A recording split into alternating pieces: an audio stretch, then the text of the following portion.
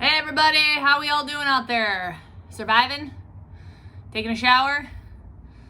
You got the TP? I took a bath today and I decided to put on a little bit of makeup. Teensy bit.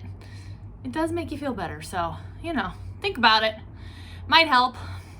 The video I'm making today is, I was gonna call it How You Doing, but actually I think I'm just gonna call it What is the Revolution? What is the revolution that is going to be happening? What is the revolution that is happening? What is this revolution? And I just want to talk about a few things because I've been adding up the pieces, okay? So, obviously I'm not a huge celebrity or anything. I have my YouTube channel. I mean, whatever. I just do this because I feel like I have to do it. I don't know why. I just do it. But I make videos, and one of the videos that I noticed that I got the most views on, it's up to 300 something, which for me is a lot, is this one video called The Future is Female. And it's What Does the Future is Female Mean? And I cannot tell you the number of people that have written on that, all men, that have said the most insane things. They've said the women belong, the true rulers of this planet and of this country are men, and women will know this in time and they will be put in their correct place. It's a joke for women to think that they can ever overtake men. And it's so funny because in that video I don't even say anything like that at all. It has nothing to do with women overtaking men. It's about masculine and feminine energy. Hello. It's about the yin and the yang. It's about looking at things on a macro energetic level, which, but it just shows how intensely this energy of men fearing feminine energy, and how much it really anything that people freak out at, it's okay, what's that about? So that's a piece of what I'm talking about here today. The second piece is I went in graduate school. I went to graduate school. I have a graduate degree in sustainable communities with a with a focus on consciousness and social change, okay?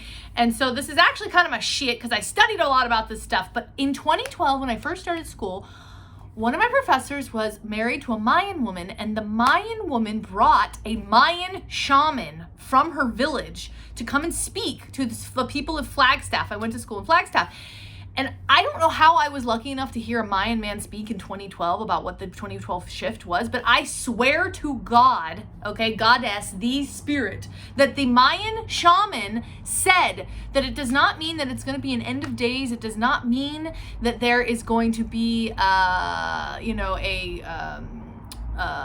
bomb that hits or an asteroid that hits. What he said was that we are entering an era of feminine energy.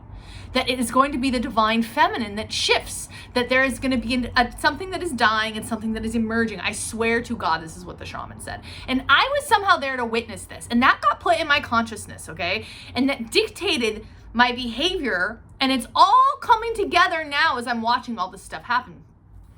So then we have the Pluto-Saturn energy that started 2020 off, which is I've talked about in my other videos and in my retreats and stuff. But basically, Pluto is the energy, the archetype of destruction, creation, absolute annihilation, absolute rebirth, right? Saturn is the lord of karma. It puts us on our path. It does not let us turn away. It does not let us stray. It rules boundaries. It rules discipline. It rules. So those two energies have collided at the end of November in 2020, and in January we started off with this intense energy that is this karmic death rebirth energy that we're in the midst of right now, right? And what this all comes back to is that we are living in imbalanced. We're living in an imbalanced way. I know all of you know this, but I'm just repeating it. We are living in an imbalanced way on planet Earth, and the way that I like to view it is very, very, very simply from the yin and the yang, from the Tao, the elemental energies of the universe, the black and the white, the yin and the yang, making up one. Actually, they are one. They are not separate. There's not duality. There is actually just unity, and they are two parts of a whole, and that is what has happened to us here on Earth, right? We have become so inundated with the masculine, which does include men, because you see that all over the world in how men have positions of power, how female energy and power has been relegated to the shadows, how it's been seen as worthless, how it's been deemed unworthy, how women aren't even allowed to have voice, vision, aren't honored for their spiritual truth, aren't honored for their intuitive gifts, for this spiritual interconnected energy as the life source bearers of all on this planet, right?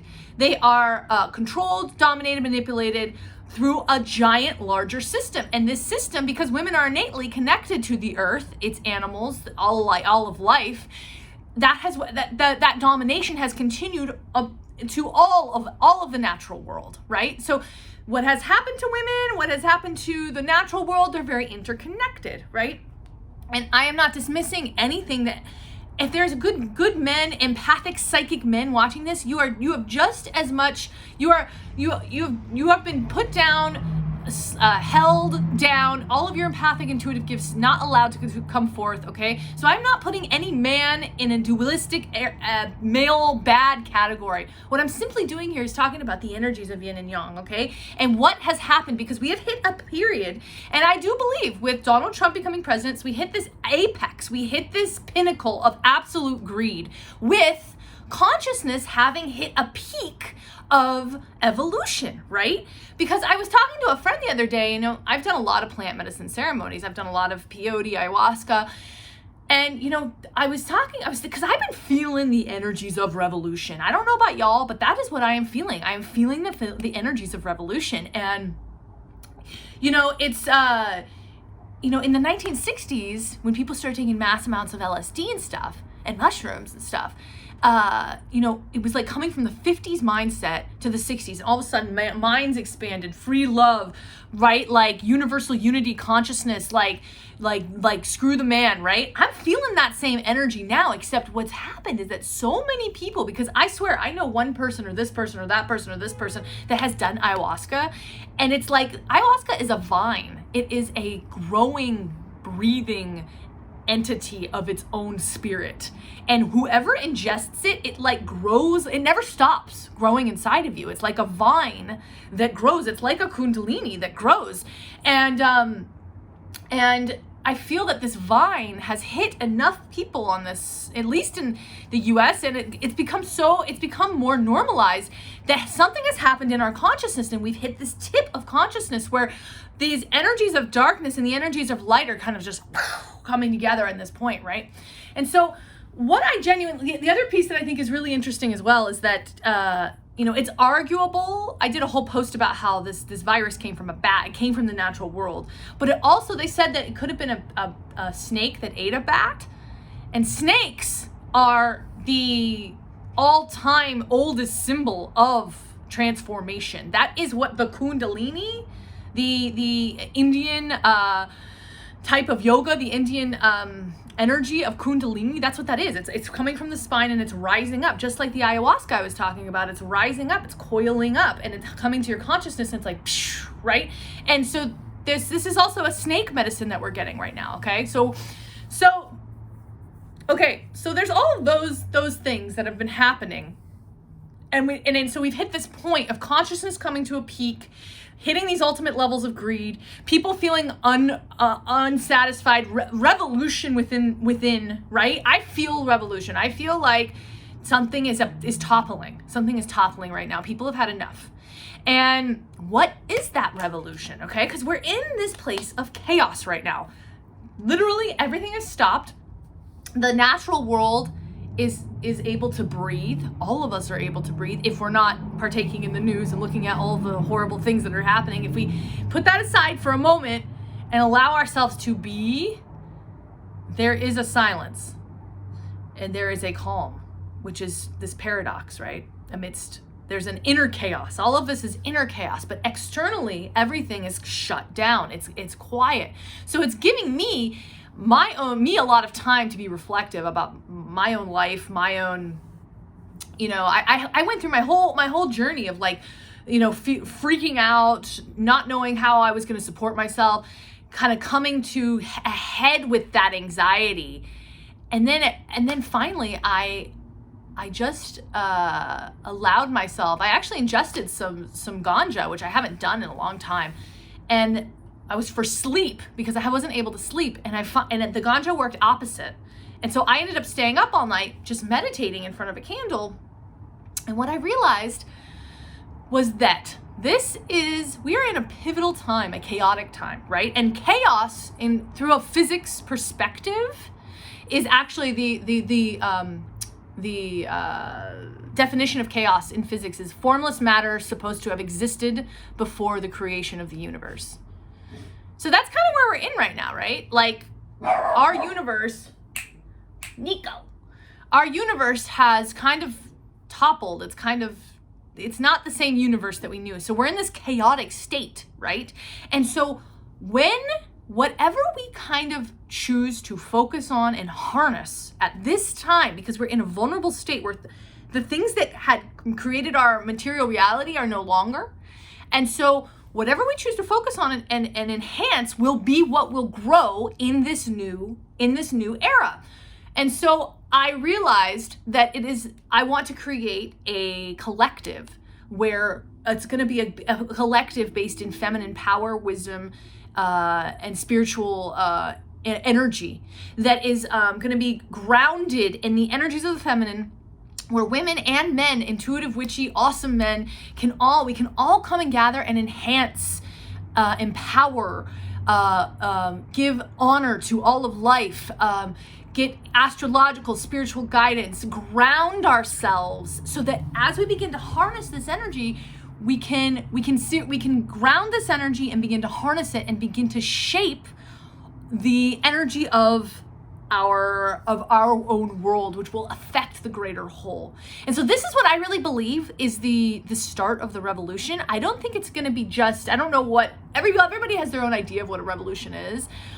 For me, I believe that this is a revolution that is a feminine revolution. It's based in the divine feminine. It's the emergence of the divine feminine. It is women. It's also feminine energy, the energy of empathy, interconnection, psychic, dream world, heart-based connection, all of the energies that navigate the flow, the rhythm of all of life, that imbue the natural world with life force energy. That is the feminine energy we have been disregarding, destroying, and through our own levels of consumerism, blind consumerism, have become desensitized to what we are doing, right?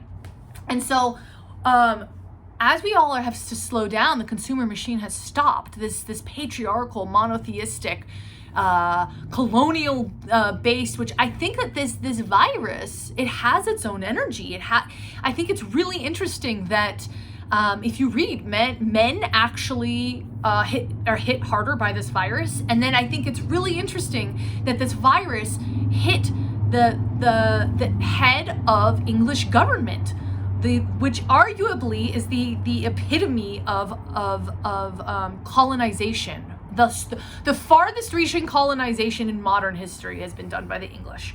And this virus, it's literally like saying to us that this patriarchal monotheistic monarchy of superiority based in this masculine energy, it's toppling. And what it needs to be replaced with, and what needs to be harnessed and grown, is the energy of the feminine, collaboration, facilitation, women and men all helping each other, assisting each other. Not I, me, mine. How can we give to assist, grow, expand, so that everybody, so that the homeless, so that the natural world, so that the animals can all be taken care of? Because the truth is that this earth is plentiful and there is so much for everyone. And all we have to do is begin to harness these powerful energies of the feminine and allow the masculine to wane so that they can become in balance.